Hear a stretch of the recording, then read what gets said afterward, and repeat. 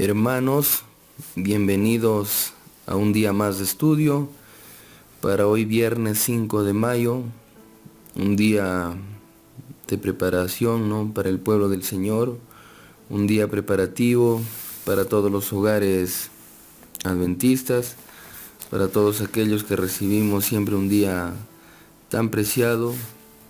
Estamos ya a las puertas, esperando que nos encomendemos día a día al Señor.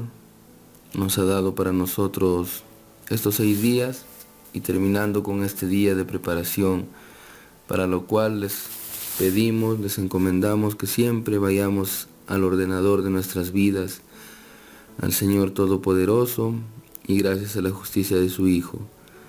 Les damos la bienvenida también a los hermanos que día a día se incorporan en este ministerio. Un abrazo, un saludo a la distancia. Donde quiera que estemos, también hermanos, les vamos a pedir que mostremos una señal de respeto por la oración que vamos a encomendar a nuestro Dios en este momento. Oramos. Querido Señor, te agradecemos nuevamente, Padre, por tenernos aquí, reunidos en cualquier parte, Señor, del mundo. Tenemos, Señor, la plena confianza de tu promesa, que estando reunidos, Señor, en tu nombre, se va a manifestar tu compañía hacia nosotros. Tenemos tus ángeles también, protectores designados, Señor, para cada uno de mis hermanos y para nosotros, los cuales, Señor, están dispuestos a acompañarnos, a llevar, Señor, nuestras oraciones hasta lo más alto del cielo donde estás tú, para poder, Señor, ser oídos también, ser escuchados, y también, Señor, que nos des una solución cada día para nosotros. Te pedimos por las personas que llevan la misión a la distancia, que van de lugar en lugar, Señor, llevando tu palabra y comunicando, que los puedas también, Señor, guardar, que los puedas guardar, llegar con bien. Sabemos que hay personas que siempre esperan por nosotros, Señor. Te pedimos también que nos des, Señor, la autorización y la sabiduría para poder compartir este estudio para el día de hoy, y que este día de preparación se pueda hacer, Señor, por una orden tuya, y que puedas ordenarnos, Señor, para llegar a un día tan preciado, el cual ya estamos a las puertas. Te damos gracias en el nombre de tu Hijo Jesús. Amén. Muy bien, ahora sí, vamos a empezar con el estudio titulado El Arca, la presencia de Dios. El Arca, la presencia de Dios. Tenemos la primera pregunta, donde dice: ¿dónde se encontraba el arca antes del pecado y quién lo cuidaba? Tenemos el pasaje bíblico en Ezequiel capítulo 28, el versículo del 13 al 15. Vamos a leerlo. 3 versículos para leer. Empezamos por el 13. En el Edén, en el huerto de Dios estuviste. Toda piedra preciosa te adornaba, rubí, topacio y esmeralda, crisólito, ónice y jaspe, zafiro, turquesa y berilo. De oro eran tus engastes y tus encajes, tus adornos, preparados desde el día en que fuiste creado. Versículo 14. Fuiste apartado, querubín grande, fuerte, protector. Yo te puse en el santo monte de Dios. Allí estabas, en medio de piedras de fuego andabas. Perfecto eras en todos tus caminos, desde el día en que fuiste creado, hasta que se halló en ti maldad. Aquí vemos que está hablando una tercera persona, si nos damos cuenta, porque dice: yo te puse en el santo monte de Dios. No dice te puse en mi monte, dice te puse en el santo monte de Dios, ¿no? Entonces aquí nos damos cuenta de que esto tiene sentido con lo que dice Apocalipsis, ¿no? Cuando Miguel y sus ángeles combatieron al dragón, no a Lucifer, bueno, que para ese tiempo en el cielo era Lucifer, conocido como el hijo del día o el hijo de la mañana, pero a causa de su rebelión automáticamente dejó de ser un ángel, no de luz también, sino pasó a ser el engañador, el acusador, conocido como el diablo y Satanás. Entonces aquí vemos que el que está hablando es Cristo cuando dice yo te puse, y vemos que él mismo lo arroja, ¿no?, del monte de Dios. Y de acuerdo al pasaje que hemos leído, estamos hablando entonces de lo que fue en ese momento Lucifer. ¿Dónde andaba? Dice, en el huerto de Edén. Por eso que en el libro de Génesis vemos que el huerto no dice, no, que salió de la tierra como los animales y las plantas, sino fue plantado. O sea que fue traído directamente del cielo para dárselo a nuestros primeros padres. Luego la sierva del Señor también comenta, y es algo que hoy los exploradores buscan, ¿no?, el Edén, si es que existió o no existió, pero el Edén sale de la palabra del Señor, no el conocimiento de un huerto que hubo anteriormente aquí en la tierra. Pero si ellos profundizaran, ¿no?, aunque no lo hacen, porque ellos rechazan a nuestro Dios, comprendieran que el huerto del Edén lo vemos nuevamente en el Apocalipsis, que ya no está aquí, sino ya está en el cielo. Y algo que también la sierva del Señor lo confirma cuando dice que antes del diluvio fue llevado el Edén nuevamente para el cielo. Qué interesante. Entonces eso a método de un poco más de compartir para poder estar esto al tanto de lo que pasó, ¿no?, en esos momentos.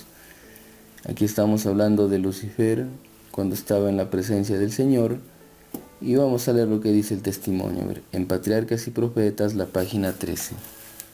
Mientras todos los seres creados reconocieron la lealtad del amor, hubo perfecta armonía en el universo de Dios. Cumplir los designios de su Creador era el gozo de las huestes celestiales. Se deleitaban en reflejar la gloria del Todopoderoso y en alabarlo, y su amor mutuo fue fiel y desinteresado, mientras el amor de Dios fue supremo. No había nota discordante que perpetuaba las armonías celestiales, pero se produjo un cambio en ese estado de felicidad. Hubo uno que pervirtió la libertad que Dios había otorgado a sus criaturas. El pecado se originó en aquel que, después de Cristo, había sido el más honrado por Dios, y que era el más exaltado en poder y en gloria entre los habitantes del cielo. Lucifer, el hijo de la mañana, era el principal de los querubines, cubridores, santo e inmaculado. Estaba en la presencia del gran Creador, y los incesantes rayos de gloria que envolvían al Dios eterno caían sobre él. Así ha dicho Jehová el Señor: tú eras el sello de la perfección, lleno de sabiduría y de acabada hermosura. En Edén, en el huerto de Dios, estuviste, de toda piedra preciosa era tu vestidura. Resaltando nuevamente lo que hemos leído, y vemos que de acuerdo al testimonio estaba, dice, en la presencia, ¿no?, de Dios, Lucifer. Y sabemos que la presencia de Dios estaba también antes en la tierra, y era el arca, hermanos. Ahí se manifestaba, ¿no?, la presencia de Dios como una miniatura de lo que en realidad es en el cielo. Entonces, aquí vemos que se revela, ¿no?, Lucifer. Se le encontró, dice, a él maldad, y maldad es algo que no está de acuerdo con el orden divino. De acuerdo al contexto bíblico, Maldad es algo que no armoniza con la ley de Dios, y es por eso que hubo esa gran rebelión. El pecado se originó, dice, en aquel que estuvo después de Cristo, y es esto, bueno, era Lucifer. Pero hoy ya no lo conocemos con ese nombre, porque sabemos que hoy ya es el engañador, y es porque no estuvo en armonía con la ley de Dios. Entonces vamos a poner nuestra respuesta. Sabemos también que de acuerdo al testimonio nos dice que el pecado se originó en él, no sabemos cómo, pero aquí también nos dice el libro de Ezequiel, y pecaste, dice, ¿no? También lo resalta, y sabemos que el pecado solo se acredita cuando hay ley, lo dice también Pablo. Entonces ahí comprendemos que la ley del Señor es tan eterna, ¿no?, como Él, y está mucho más antes que nosotros, y por Él estaba gobernado las huestes celestiales. Entonces Lucifer creyó que esos rayos de luz eran propiamente de Él, cuando todo lo que venía era del cielo, y es por eso que quiso compararse con el Señor, quiso tomar también el lugar de su Hijo, no quiso rendirle honor, y es por eso que fue desechado. Entonces la pregunta era, ¿dónde se encontraba el arca antes del pecado y quién lo cuidaba? Lo que podemos poner, y por lo que hemos leído también, ¿no?, que el templo de Dios está en el cielo, no el original. Entonces la respuesta sería, sabemos que el original está en el cielo, de acuerdo al libro de Apocalipsis, y es resguardada para los que están, por los que están más cerca de la presencia de Dios. Y esos son, ¿no?, los querubines. Y en este caso, eso es lo que fue Lucifer. Tenemos la siguiente pregunta, dice, ¿qué dijo Dios a los israelitas acerca del arca? Vamos a ver cuál fue el pedido de Dios para el pueblo de Israel, refiriéndose exactamente aquí al arca. Vamos a leer el libro de Éxodo 25, el versículo 21 al 22. Y pondrás el propiciatorio encima del arca, y en el arca pondrás el testimonio que yo te daré. Sabemos que el testimonio son las 2 tablas de piedra. Y desde allí me declararé a ti, desde el propiciatorio, de entre los 2 querubines que están sobre el arca del testimonio. Hablaré contigo y te comunicaré todo lo que te mande para los israelitas. Entonces, ¿qué dijo Dios a los israelitas acerca del arca? Nuestra respuesta está clara, que desde allí se manifestaría para el pueblo, exactamente sobre el propiciatorio entre los querubines. El propiciatorio conocemos que era la tapa, ¿no?, de ese cofre que guardaba el maná, la vara de Aarón y las tablas de la ley. El propiciatorio es una pieza tan importante, porque recordemos que ahí es donde se llevaba el juicio para el pueblo. El propiciatorio es la 7ª pieza, ¿no?, clave del santuario. Entonces desde ahí se manifestaba Dios para Moisés, y Moisés no lo manifestaba y lo comunicaba todo lo que Dios pedía para el pueblo.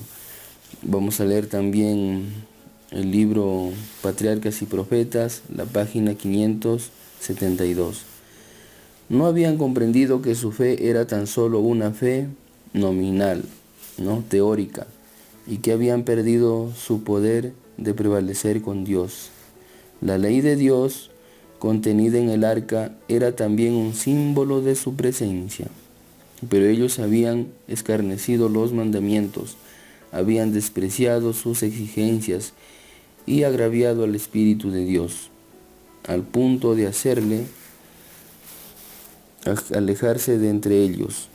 Mientras el pueblo obedeció los santos preceptos, el Señor estuvo con él para obrar en su beneficio mediante su infinito poder. Pero cuando miró el arca sin asociarla con Dios, ni honró su voluntad revelada obedeciendo a su ley, no le fue de más ayuda que un cofre cualquiera. Hacemos un alto ahí, que cuando dejaron, dice, ¿no?, de oír lo que el Señor requería, ¿no?, acerca de su ley, para ellos el cofre fue como una cosa cualquiera, dice, ¿no? Perdió su valor. Sigue el testimonio. Consideraba el arca como las naciones consideran a sus dioses, como si ella poseyera en sí misma los elementos y poder de salvación. Esto es lo que creía el pueblo de Israel también. Recordemos que se fueron más por lo que ellos habían creado, pero la salvación, el escudo, venía de arriba, ¿no?, del Señor. Nos dice, transgredida la ley que ella contenía, pues su misma adoración del arca lo llevó al formalismo, a la hipocresía y a la idolatría.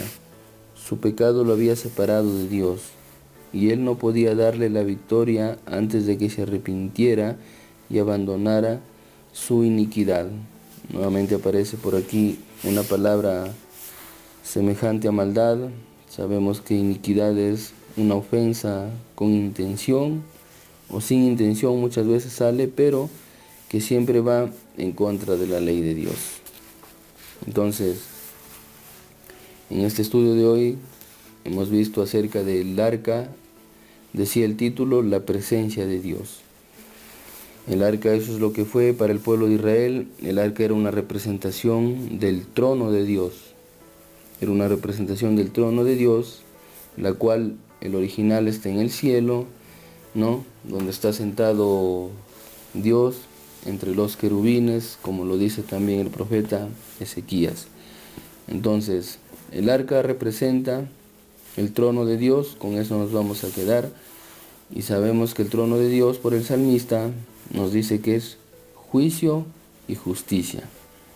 Juicio, representado, ¿no?, por el propiciatorio, porque ahí se llevaba el juicio. En el propiciatorio estaba la misericordia, ¿no? Ahí se depositaba la sangre para el perdón del pueblo. Y justicia, justicia porque su santa ley, ¿no?, por la santa ley. Justicia y juicio es el trono de Dios. Entonces, es por eso, hermanos, que el arca era tan importante para el pueblo de Israel, al igual que para nosotros, como la vemos ya en el templo del cielo, pero ellos se fueron más por los artefactos y perdieron la vista de Dios.